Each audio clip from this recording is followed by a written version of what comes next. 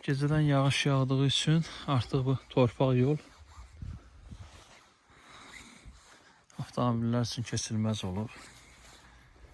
Bura Lerik rayonunun kəndlərinə gedən yoldur. Gördüyünüz kimi gölməçələr. Torpaq yolu batıb bir neçə yerdən. Gələn Uaz markalı maşınlar daha rahat hərəkət eləmək üçün vaxtaşırı dəyişirlər.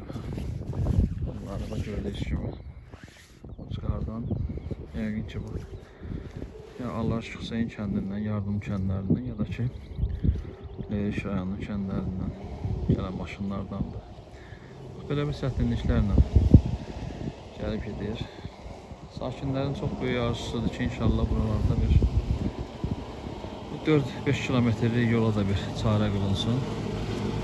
Bir yollar abadlaşsın. Əslində böyük vəsaitə də ehtiyac yoxdur, amma burada yaşayan bu qəhrəman insanlar üçün